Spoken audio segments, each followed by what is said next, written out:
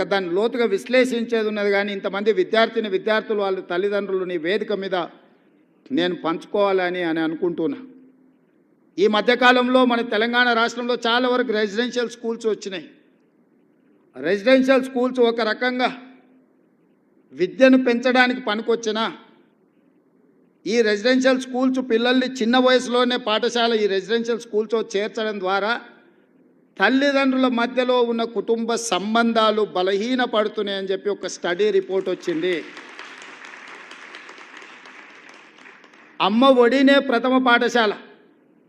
అమ్మ ఒడిలోనే చాలా నేర్చుకోవడానికి అవకాశం ఉంటుంది.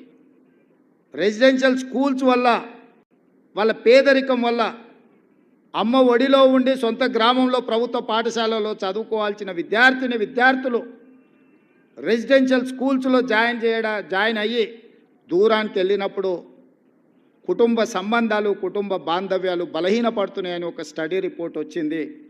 ఇది భవిష్యత్తులో పెద్ద సామాజిక సమస్యగా మారడానికి కూడా అవకాశం ఉంది.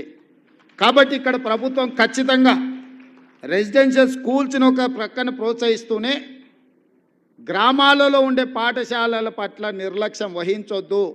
కొంతకాలం తర్వాత ఇది సామాజిక రుగ్మతగా సామాజిక సమస్యగా పరిణమిస్తుంది. కాబట్టి ఖచ్చితంగా గ్రామాలలో ఉండి తల్లిదండ్రుల దగ్గర పెరుగుతూ ప్రభుత్వ పాఠశాలలో చదువుకోవడానికి అవసరమైన వెసులుబాటు వసతులను కల్పించాల్సిన బాధ్యత ఏ ప్రభుత్వం వచ్చినా వాళ్ళ మీద ఉంటుంది.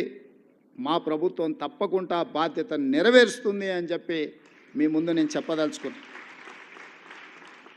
ఎక్కడైనా మనం పెట్టే నిధులు ఖర్చు కావచ్చేమో కానీ విద్య మీద పెట్టే నిధులు పెట్టుబడి.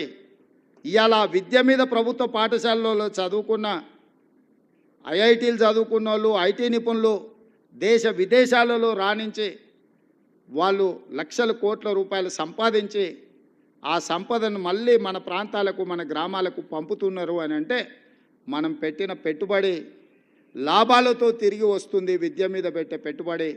దీన్ని నేను సంపూర్ణంగా నమ్ముతాను. అందుకే ఈరోజు మీ కార్యక్రమానికి ఇతర ఏదో కార్యక్రమాలు ఉన్నా ఈ విద్యార్థులను కలవడం కోసం నిన్న ఢిల్లీలో ఉండే యాక్చువల్గా మీ దగ్గరికి నిన్ననే రావాల్సి ఉండే కొన్ని ప్రత్యేకమైన పరిస్థితుల వల్ల మిమ్మల్ని కలవడానికి నేను అవకాశం లేకపోయినా మా అధికారులకు ఆదేశించి ఈరోజు పెట్టండి. తప్పకుండా ఈ ప్రభుత్వ పాఠశాలలో చదువుకున్న విద్యార్థులను కలవడం ద్వారా నాకు మీ అందరితో కలిసే అవకాశం, మీ అందరినీ ప్రోత్సహించడానికి నాకు ఒక స్ఫూర్తి ఉంటుంది.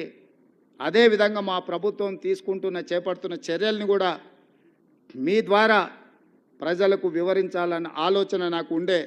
తప్పకుండా భవిష్యత్తులో ఈరోజు సిలబస్ ఎప్పుడో తయారు